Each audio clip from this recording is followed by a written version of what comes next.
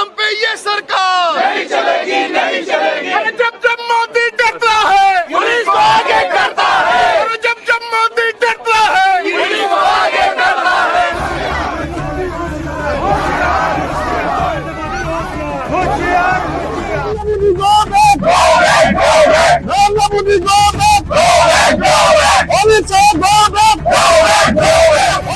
BJP ने क्या है इसको कभी कांग्रेस स्वीकार नहीं करेगा और इससे बड़ा आंदोलन हम लोग शुरू करने जा रहे हैं। इसमें कोई दम नहीं है। ये बिल्कुल पॉलिटिकली मोटिवेटेड केस है जिसको लंबे समय तक खींचा गया। कांग्रेस पार्टी प्रदर्शन करेगी और हर एक देश का नागरिक जो संविधान पे विश्वास करता है वो प्रदर्शन करेगा। नमस्कार, मैं हूं राजेंद्र तिवारी और आप देख रहे हैं अनब्रेकिंग। आपने सुना कांग्रेस पार्टी प्रदर्शन करेगी और हर देश का नागरिक जो संविधान में भरोसा करता है वो प्रदर्शन करेगा। दरअसल आज बहुत दिन बाद, या मैं तो अपनी याददाश्त को अगर मैं रिकॉल करता हूं तो मुझे लगता है कि मेरे याददाश्त में पहली बार कांग्रेस ने पूरे देश में हर राज्य की राजधानी और हर राज्य के प्रमुख शहरों में प्रदर्शन किया है। ऐसा मैंने 35-40 सालों के, जब से मैं समझने वाला हुआ हूं पॉलिटिक्स को, तब से मैंने ऐसा कोई प्रदर्शन कांग्रेस की तरफ से नहीं देखा। तो इस लिहाज से अगर मैं कहूं कि अहमदाबाद से लेके अगरतला तक, श्रीनगर से लेके या कश्मीर से लेके केरल तक, हर जगह, जालंधर हो, लुधियाना हो, चंडीगढ़ हो, जम्मू हो, शिमला हो, दिल्ली हो, यमुनानगर हो, हिसार, रोहतक, लखनऊ, कानपुर, देहरादून, पटना, रांची, गुवाहाटी, हर जगह, कोलकाता, भुवनेश्वर, चेन्नई, बेंगलोर, आप कोई भी कैपिटल का नाम लीजिए, हर जगह, बॉम्बे, अहमदाबाद, भोपाल, जयपुर, रायपुर, रांची, हर जगह आज प्रदर्शन कांग्रेस ने किए। और दरअसल जिस कांग्रेस की तैयारी राहुल गांधी 2022 से कर रहे थे, आज वो कांग्रेस पूरे देश में खड़ी हुई दिखाई दी। उसमें बहुत सारे लीडर्स जो अमूमन ऐसे मौकों पर या इस तरह के जब कॉल होती थी, मुझे याद है पिछली बार जब ईडी का मामला आया था तब भी इस तरह की कॉल थी, लेकिन ऐसा प्रदर्शन कांग्रेस की तरफ से नहीं हुआ था। और हर राज्य में जहां का जो बड़ा नेता, वो दिग्विजय सिंह हो, वो सचिन पायलट हो, वो अशोक गहलोत हो, अजय राय, जो भी, भक्तचरण दास हो, के राजू हो, अल्लावेरू हो या राजेश राम हो, जो भी नेता है, तिरुवनंतपुरम से लेकर के और कश्मीर तक, हर नेता बोलता हुआ दिखाई दिया। हर नेता बोलता हुआ दिखाई दिया, हर प्रवक्ता बोलता हुआ दिखाई दिया। और एक ही बात, इससे जो ताकत दरअसल कांग्रेस ने दिखाई है, वो ताकत बहुत दूर तक मैसेज देने वाली है कि देश की राजनीति बदल रही है, कांग्रेस बदल रही है। कांग्रेस, अब ये कहना कि कांग्रेस खड़ी हो रही है, रिवाइव कर रही है, नहीं, कांग्रेस खड़ी हो गई है, मैं तो ये कहूंगा। दरअसल इसे अगर आप कहें तो एक इस इशू ने कांग्रेस को एक तरह से सड़क पर खड़ा कर दिया है, ये दिखा दिया है। और ये जो सड़क पर उतरी हुई भीड़ थी, ऐसा नहीं है कि ये सिर्फ सोनिया गांधी या राहुल का समर्थन करने के लिए थी या उनके जयकारे लगाने के लिए थी, उनकी पूजा करने के लिए थी, अपना चेहरा दिखाने के लिए थी, ऐसा नहीं दिखता है। ये दरअसल ये वो भीड़ थी, ये भीड़ संकेत कर रही है कि ये उस विचार की वापसी है जिसे लोग गांधी नेहरू की विरासत कहते हैं। ये उस विचार की वापसी है जो राहुल गांधी कहते हैं कि संघ और आरएसएस और बीजेपी की विचारधारा से लड़ने वाला विचार, मोहब्बत की दुकान, ये उसकी वापसी का संकेत है। ये दरअसल ये जो है राहुल गांधी के युग का एक तरह से शुरुआत कही जा सकती है। दस्तक दे दी है राहुल गांधी के युग ने, बहुत मजबूत दस्तक दी है।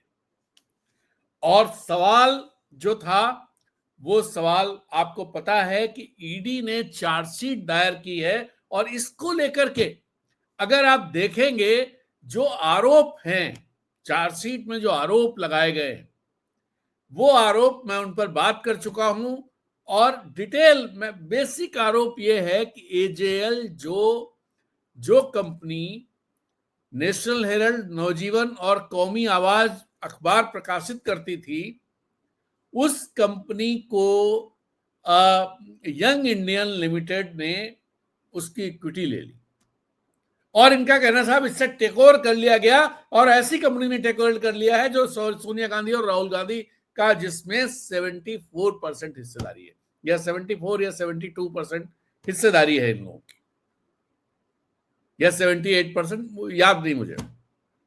तो व्हाट एवर इट इज, ये एक आरोप है और ये आरोप है चूंकि इन्होंने टेक ओवर कर लिया है, 5,000 करोड़ की कंपनी है और जो एजेएल उसकी संपत्तियां 5,000 करोड़ की हैं, उसको 50 लाख रुपए में इसने वो डेट खरीद लिया,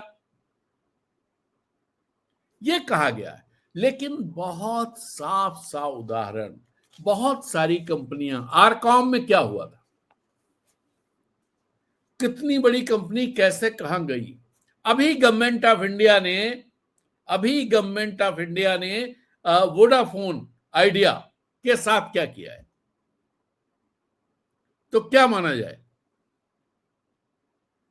इससे पहले टाटा डोकोमो नाम की एक कंपनी हुआ करती थी, डोकोमो टाटा कैसे ले लिया।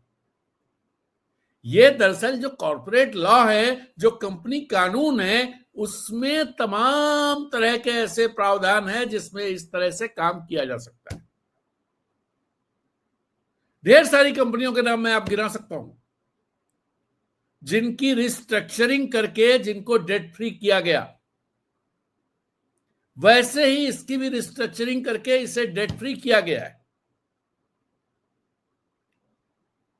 और जो 50 लाख रुपए की बात है, आप सवाल, एक बड़ा सवाल, एयरपोर्ट चले गए, पोर्ट्स चले गए, बड़ी बड़ी कंपनियां चली गई। रुचि सोया की जो प्रॉपर्टी थी वो कितने करोड़ की थी, कोई बताया, जैसे बाबा रामदेव ने लिया है, और बाबा रामदेव ने कितने में लिया है। तो क्या ये माना जाए कौड़ियों को भाव सरकार ने बेच दिया, बैंकों ने बेच दिया और बाबा रामदेव को फायदा पहुंचाया गया।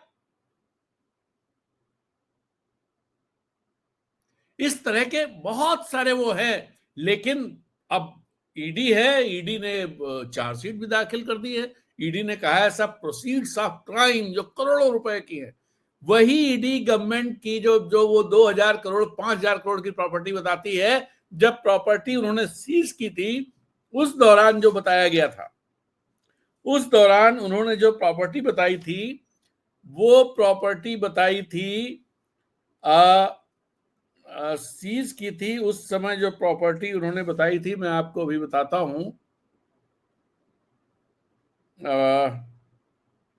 ईडी ने बताया था 661.69 करोड़ की प्रॉपर्टी, इसका वैल्यूएशन था ये। और इनकम टैक्स ने जो इसका वैल्यूएशन किया था, दैट वाज 359 करोड़। अब इससे अंदाजा लगा सकते हैं आप कि कैसे वो 359 करोड़ इनकम टैक्स कहता है। ईडी ने जब सीज किया, जब उस प्रॉपर्टी को टेक ओवर किया, तो उसका कहना है 661.69 करोड़ की प्रॉपर्टी है और बाहर कहा जा रहा है 5,000 करोड़, 2,000 करोड़। तो क्या सही है? सिर्फ नैरेटिव खड़े करने के लिए ये सब चीजें हो रही हैं। खैर, इस पर आज बात नहीं कर रहे हैं, इस पर हम पहले वीडियो बना चुके हैं, आप उसे देख सकते हैं क्या चीजें हैं। मैं बात ये कर रहा हूं कि कांग्रेस ने आज वो काम कर दिया है जो शायद भारतीय जनता पार्टी सोच नहीं सकती थी।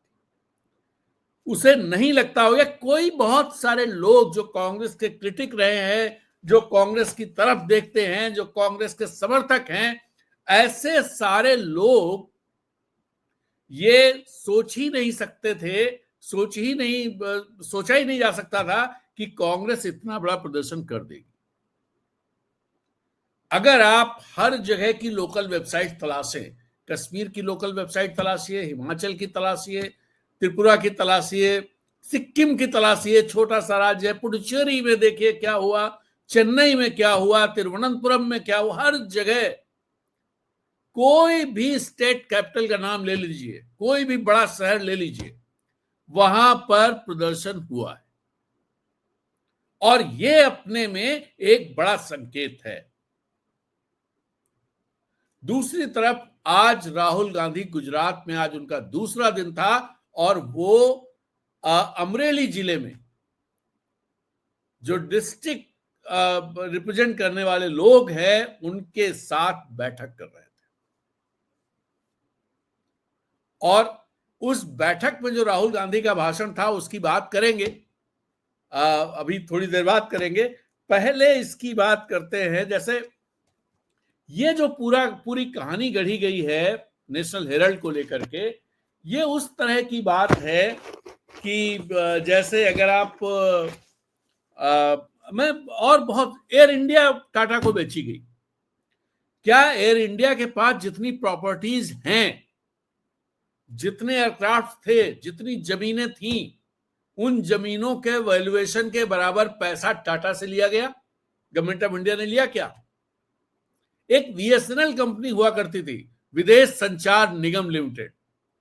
जब ये निजीकरण की शुरुआत हुई थी उस समय उस कंपनी के पास यहां का इंटरनेट गेटवे, इंटरनेट शुरू हुआ था 95 के आसपास, इंटरनेट गेटवे बीएसएनएल से आता था। बीएसएनएल नहीं, विदेश संचार निगम लिमिटेड। उस कंपनी को, टाटा को, उसका निजीकरण किया गया, टाटा ने वो कंपनी ली। ऐसे और आपको कितनी कंपनियां गिनाई जा सकती हैं जिनका निजीकरण हुआ, जो कंपनियों को दूसरे लोगों ने खरीदा, प्राइवेट जो इंडस्ट्रियलिस्ट हैं उन्होंने खरीदा और उन्होंने कौड़ियों के भाव में खरीदा है।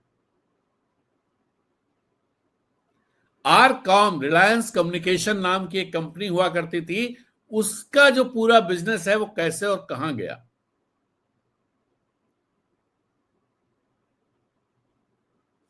रुचि सोया की मैंने आपको बात ही की। एसीसी कितने पैसे में खरीदी गई? Cement company. ये इस तरह की बात फैलाई जा रही है, बिल्कुल जो होता है ना कि भाई लोग तो बहुत ज्यादा कंपनी कानून के बारे में जानते नहीं है। ये जो पूरा धंधे का कानून है, धंधे के नियम है, उनके बारे में नहीं जानते। ऊपर से लगता अरे इतने करोड़ की संपत्ति इनको दे दी। दरअसल आप भी, अगर आप स्टॉक मार्केट में शेयर खरीदते हैं और किसी कंपनी के शेयर खरीदना शुरू करें और 10% शेयर ले लें या 12%, 20% तक पहुंच जाएं, तो आप उस कंपनी के मालिक के तौर पर हो जाएंगे, जबकि उसका वैल्यूएशन कितना होगा आप उसको पता करते रहिए और आप कितने पैसे में उसके मालिक हो रहे हैं या मालिकों में शुमार हो रहे हैं आप। तो ये जिस तरह का वो फैलाया जा रहा है ये बहुत खतरनाक है। दरअसल इससे क्या होता है कि लोगों के बीच में एक जो गलत बातें हैं, जो तथ्य नहीं है, जो सत्य नहीं है, वो चीजें प्रचारित होती हैं। और चूंकि बड़े लोग इस तरह की बात कहते हैं, जिम्मेदार पदों पे बैठे हुए लोग इस तरह की बात करते हैं, तो लोग उस पर भरोसा करते हैं। और लोग भरोसा करके जब उस पर आगे चलते हैं तो पूरे समाज में उस, और वो जो लोग भरोसा करते हैं वो दूसरों को उसी तरह से तैयार करते हैं। तो एक तरह से बहुत मतलब गलत सूचनाओं पर आधारित या गलत सूचनाओं से लैस एक समाज तैयार होता है, जो समाज बहुत ही अब इस सरकार या ये पार्टी जो सत्तारूढ़ उसमें है, इनकी जो विचारधारा है, आप अगर इसको देखें तो इतिहास से लेकर के भूगोल और हर चीज में वो सिकंदर को पटना ले आते हैं, गंगा के तट पे ले आते हैं, वो तक्षशिला को बिहार ले आते हैं, वो राणा प्रताप को अकबर से जितवा देते हैं। वो इस तरह कुछ भी बात कह सकते हैं। और वैसे ही वो ये बताते हैं कि साहब 5,000 करोड़ का ये था, और देखिए कि सोनिया गांधी और राहुल गांधी ने कैसे मनी लॉन्ड्रिंग कर दी यहां से, और जो पैसा जो प्रोसीड ऑफ क्राइम है वो कितना। अरे भाई, जब क्राइम ही नहीं है तो प्रोसीड ऑफ क्राइम कहां से आया? और दूसरी बात, जिस कंपनी की बात की जा रही है यंग इंडियन लिमिटेड, वो कंपनी अगर नॉट फॉर प्रॉफिट कंपनी है, जिसमें उसका कोई भी शेयर होल्डर कोई प्रॉफिट नहीं ले सकता उसमें से, तो कैसे कैसे वो पैसे ले गए? खैर, ये सारा एक माहौल बनाने की जरूरत, जैसे मैं कल भी कह रहा था, कल या किसी और डिबेट में कह रहा था कि जब आप एक जरा देखें कि ये किस तरह से होता है। 2018 में जब कांग्रेस ने मध्य प्रदेश, राजस्थान, छत्तीसगढ़ के चुनाव जीते, उसके बाद नेशनल हेराल्ड आ गया। 2022 में जब भारत जोड़ो यात्रा हुई, नेशनल हेराल्ड आ गया। और अब जब बिहार के चुनाव हैं और वहां पर खास तौर पे भारतीय जनता पार्टी के लिए जो चीजें दिख रही हैं, आज की तारीख में मजबूत दिख रही है, लेकिन जिस तरह की तैयारियां दूसरे दलों की हैं, नीतीश कुमार फैक्टर है, जाति गणना है और ढेर सारी चीजें, इनके चलते क्या ये इस तरह से रहेगा? आप देखिए, और गुजरात में एक चैलेंज कांग्रेस की तरफ से कि 2027 हम जीत कर दिखाएंगे, और उसके लिए कांग्रेस वहां लग गई। इसके अलावा साउथ से अलग चैलेंज,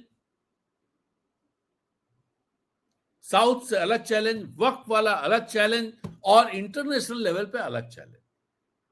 इकोनॉमी हमारी बहुत अच्छी नहीं है, भले अखबारों में और जो ये लोग बोलते हो, मंत्री लोग बोलते हो, इनके अगर बारीकियों में जाएंगे, आप देखेंगे सेक्टोरल एनालिसिस अगर आप करेंगे और सेक्टर्स के भीतर सब सेक्टर्स में जाएंगे, तो आपको पता चलेगा जो इंपॉर्टेंट सब सेक्टर्स हैं, दे आर अंडर परफॉर्मिंग या they are not performing well.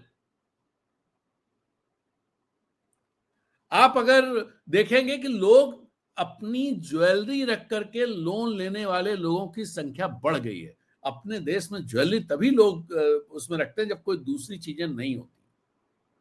तो आप इससे अंदाजा लगाइए क्या चीजें हो रही हैं। एवरेज जो सैलरी बढ़ने, जो इंक्रीमेंट्स हैं, वो पहले के मुकाबले वो परसेंटेज कम होता चला गया है। और दूसरी तरफ इंटरनेशनल लेवल पर जो चीजें हो रही हैं, उसमें भारत रिसीविंग एंड पर है। और सबसे आश्चर्यजनक बात यह है कि इतने बड़बोले हमारे प्रधानमंत्री, जो हर बात पर देश में तो कोई चीज छोड़ते ही नहीं है, लेकिन अब अमेरिका पर, हमारी इकोनॉमी पर हम किस तरह से नेविगेट करेंगे इस नई स्थितियों में, इन सब पर वो कुछ नहीं बोलते। वो पार्लियामेंट में महाकुंभ पर तो स्टेटमेंट देंगे, लेकिन state of economy, state of trade, हमारा जो एक्सपोर्ट है अमेरिका को, हमारा जो इंपोर्ट है, इस सब पर कोई बात नहीं। चाइना के साथ हम क्या कर रहे हैं, कोई बात नहीं करेंगे, कोई जानकारी देश को नहीं देंगे। और हमारी वित्त मंत्री भी कुछ नहीं बोलेंगे, विदेश मंत्री कुछ बोलेंगे, और वो भी ऐसा कुछ बोलेंगे जिसका कोई खास और छोड़ नहीं। दूसरी तरफ आप देखिए, चीन के राष्ट्रपति शी जिनपिंग, वो अभी आसियान कंट्रीज की यात्रा पर हैं, आज मलेशिया में थे। कल परसों वियतनाम में थे, अभी कंबोडिया जाने वाले हैं। वियतनाम में हनोई से चाइना तक की रेल लाइन का प्रोजेक्ट फाइनल हुआ है। मलेशिया के साथ उन्होंने बोला, और वहां हर जगह वो बोलते हैं कि अमेरिका क्या कर रहा है, ज्यादा विश्वस्त कौन है। और वो आसियान का, मैं आपको एक और जानकारी दे दूं कि जितना अमेरिका के साथ ट्रेड है चाइना का, जो अब रुक गया है पूरी तरह से, आज तो प्रेसिडेंट ट्रंप ने 245% टैरिफ कर दिया है। हालांकि इस टैरिफ का कोई मतलब नहीं है, जैसे 45% वैसे 245%। तो 245% कर दिया है। और दूसरी तरफ चाइना का जो ट्रेड है वहां से रुक गया है, लेकिन उसने दूसरे देशों से, आपको बताएं कि आसियान के साथ चाइना का $1 ट्रिलियन का ट्रेड है। $1 ट्रिलियन, इतना अमेरिका के साथ नहीं है। और उसका ट्रेड पिछले वो इन स्थितियों को समझ रहा था कैसे काम हो रहा है। पिछले 1 साल में 12% उसका ट्रेड बढ़ा है, इंटरनेशनल ट्रेड, और जिसमें आसियान कंट्रीज और यूरोप में तेजी से बढ़ा है। अभी स्पेन के प्राइम मिनिस्टर बीजिंग में थे, यूरोपियन यूनियन के लोग बीजिंग आने वाले हैं, और सारे लोग ये चाइना के साथ की कैसे, चूंकि अमेरिका ने जो गड़बड़ किया है उसमें कुछ ही देश हैं जो अमेरिका की हां में हां मिला रहे हैं, उनमें अपना देश एक है। कैसे क्या चीजें आगे बढ़ेंगी, ये फायदा उठाने की बात हो रही है कि साहब जब चाइना वहां से निकलेगा तो हम फायदा उठाएंगे। फायदा उठा के आप जो है वो दुनिया की ताकत नहीं बन सकते इस तरह से कि वो निकलेगा तो हम घुस जाएंगे वहां पर। तो ये सारी चीजें अपने यहां चल रही। ऐसे में इन सब चीजों को कांग्रेस इन बातों को उठा रही है, लोगों के जीवन पे इसका असर है, दबाव है। और दूसरी तरफ जिस तरह से कांग्रेस सामने आ रही है उस तरह से भारतीय जनता पार्टी की चुनौती। एक चीज और आपको बताएं, अगर आप डेटा देखेंगे, आप इंडिया वोट नाम की एक वेबसाइट है उस पर जाइए और उस वेबसाइट पर यह देखिए कि 89 के चुनाव के बाद से या 84 के चुनाव के बाद से भारतीय जनता पार्टी का वोट शेयर और कांग्रेस का वोट शेयर कैसे बढ़ा है। क्या दोनों में कोई कोरिलेशन दिखाई देता है? यह मैं इसलिए कह रहा हूं कि इससे जब आप देखेंगे तब आपको पता चलेगा कि कांग्रेस के मजबूत, अगर उस तरह से मजबूत होती दिखाई दे रही है तो भारतीय जनता पार्टी परेशान क्यों होती।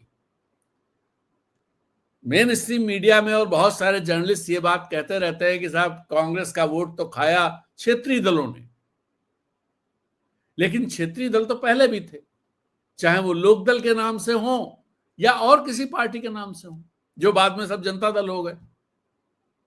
और जनता दल से निकल करके फिर ये सब आरजेडी और जेडीयू और अजित सिंह की पार्टी, आरएलडी और पासवान की पार्टी, ये सारी बीजेडी और सब बन गए। लेकिन कांग्रेस का वोट अगर आप दोनों, इन तीनों को भी साथ रख लीजिए, आप जो रीजनल पार्टी वहां की हो, मान लीजिए उत्तर प्रदेश का आप देखते हैं तो समाजवादी पार्टी, बहुजन समाज पार्टी और साथ में कांग्रेस और बीजेपी, और आप देखिए कि कांग्रेस का वोट कैसे घटा और बीजेपी का वोट क्या सेम रेशियो में बढ़ा है। बिहार में देख लीजिए, आप किसी दूसरे राज्य में देख लीजिए जहां पर क्षेत्रीय दल हैं, आप हरियाणा में देख लीजिए, उड़ीसा में देख लीजिए। तो कहने का मेरा मतलब यह है कि भारतीय जनता पार्टी इसलिए परेशान होती है, और भारतीय जनता पार्टी को सबसे दिक्कत गांधी परिवार से होती है, क्योंकि गांधी परिवार वो ग्लू है जो कांग्रेस को एक ताकत बना के रखता है, सब जोड़ करके। और अब राहुल गांधी जिस तरह के प्रयोगों की तरफ आगे बढ़ रहे हैं, वो प्रयोग कहीं ना कहीं भारत की राजनीति को बहुत गहरे प्रभावित करने वाले हैं अगर वो आगे बढ़ते रहे तो। आज जो वो गुजरात में जो अनफोल्ड हुई हैं चीजें, जो बातें राहुल गांधी ने कही हैं, जिस तरह के चीजें उन्होंने वो किया है लोगों के बीच में कि कैसे पार्टी चलेगी और बेसिक यूनिट कौन होगी, पावर कहां पर होगा, पावर कहां होगा कि जिला यूनिट्स कैसे चीजों को तय करेंगी और उनके ऊपर से नेताओं के डायरेक्शन नहीं आएंगे। और जिला यूनिट की जो मॉनिटरिंग मैकेनिज्म है वो क्या होगा, और उस मॉनिटरिंग मैकेनिज्म से ये लोगों को असेस किया जाएगा कि वो काम कैसे कर रहे हैं। और काम क्या है, ये भी राहुल को बहुत साफ उन्होंने कहा कि सीनियर नेता बने घूम रहे हैं लेकिन बूथ नहीं जिता पाते। सीनियर नेता बने घूम रहे हैं लेकिन बूथ नहीं जिता पाते।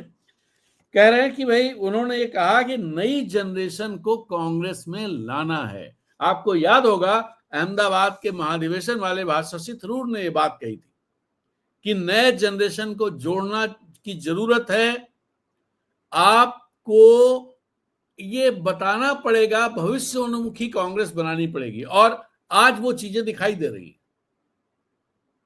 राहुल गांधी जब ये बात कह रहे हैं डिस्ट्रिक्ट प्रेसिडेंट्स ही डिस्ट्रिक्ट को चलाएंगे, जब वो बात कह रहे हैं कि इनको फंडिंग कैसे होगी, जब वो बात कह रहे हैं कि जब चुनाव होंगे टिकट कौन फाइनल करेगा, वो बात कह रहे हैं महिलाओं की भागीदारी कैसे होनी है। एक महिला खड़े होकर के पूछने लगी तो उन्होंने बताया क्या होना है। और अगर ये चीज, और इसके अलावा जो घोड़े वाला उनका एक वो है कि साहब लंगड़े क्या बारात के घोड़े और रेस का घोड़ा, उसमें एक तीसरा घोड़ा भी उन्होंने जोड़ दिया है, लंगड़ा घोड़ा भी एक है।